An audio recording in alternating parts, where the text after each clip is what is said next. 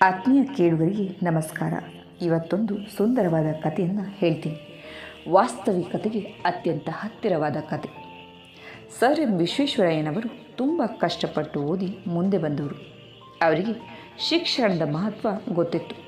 ಅದಕ್ಕೆ ಅವರು ಓದುವ ಮಕ್ಕಳಿಗೆ ತುಂಬ ಪ್ರೋತ್ಸಾಹ ನೀಡ್ತಾಯಿದ್ರು. ತಮ್ಮ ಹತ್ತಿರದ ಬಂಧು ವರ್ಗದವರಲ್ಲಿ ಯಾರಿಗಾದರೂ ಓದಿಗೆ ಅನಾನುಕೂಲವಾಗಿದ್ದರೆ ಅದನ್ನು ತಕ್ಷಣವೇ ಪರಿಹರಿಸುವರು.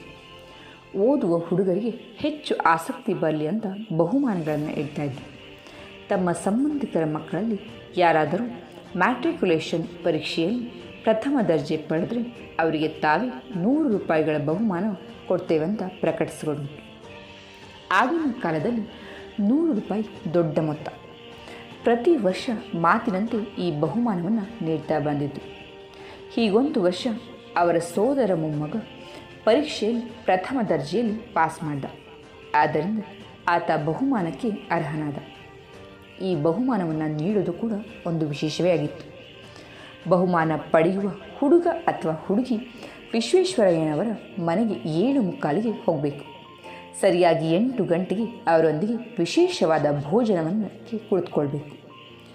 ಊಟವಾದ ಮೇಲೆ ವಿಶ್ವೇಶ್ವರಯ್ಯನವರು ವಿದ್ಯಾರ್ಥಿಗೆ ಆಶೀರ್ವಾದ ಮಾಡಿ ಬಹುಮಾನ ಕೊಡೋರು. ಇದು ಅವರ ಪದ್ಧತಿ. ಅದರಂತೆ ಈ ಹುಡುಗನಿಗೆ ಕೂಡ ಸಂದೇಶ ಹೋಗಿತ್ತು. ಹುಡುಗನಿಗೆ ತನ್ನ ಫಲಿತಾಂಶದಿಂದ ತುಂಬ ಖುಷಿಯಾಗಿತ್ತು. ಅದರ ಖುಷಿಯಲ್ಲಿ ಆತ ತನ್ನ ಸ್ನೇಹಿತರೊಂದಿಗೆ ಬೆಂಗಳೂರಿನ ಪೇಟೆಗಳಲ್ಲಿ ಸುತ್ತುತ್ತಾ ಮೋಜು ಮಾಡ್ತಿದ್ದ. ನಂತರ ಆತ ವಿಶ್ವೇಶ್ವರಯ್ಯನವರ ಮನೆಗೆ ಬರುವಾಗ 8:45 ಹಿರಿಯರೆಂದು ಸಮಯವನ್ನು ಮೀರೋರಲ್ಲ. ಅವರು ಸರಿಯಾಗಿ 8 ಗಂಟೆಗೆ ತಮ್ಮ ಊಟ ಮುಗಿಸಿ ಕೊಠಡಿಗೆ ತೆರಳಿತು.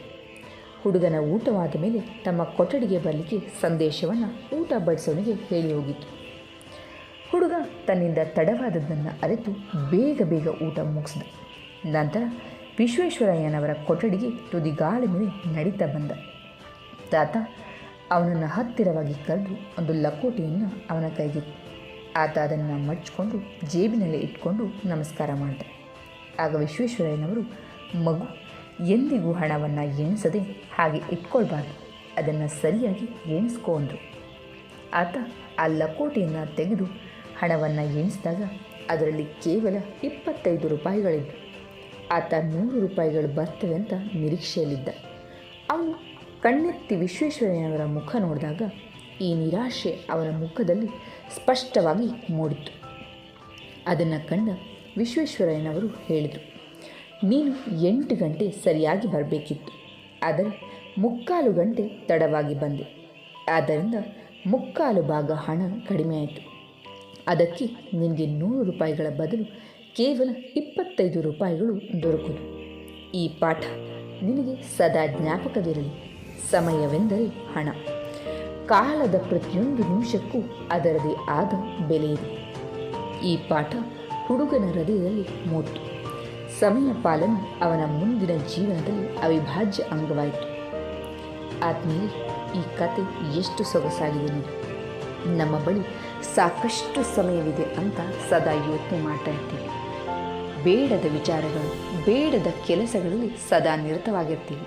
ಒಮ್ಮೆ ನೋಡಿ, ಪ್ರತಿ ಕ್ಷಣವೂ ಅಮೂಲ್ಯವಾಗಿದೆ. ಈ ಕ್ಷಣ ಕಳೆದು ಹೋದ ನಂತರ ಮತ್ತೆ ಬರಲ್ಲ, ಅವಕಾಶ ಕೂಡ.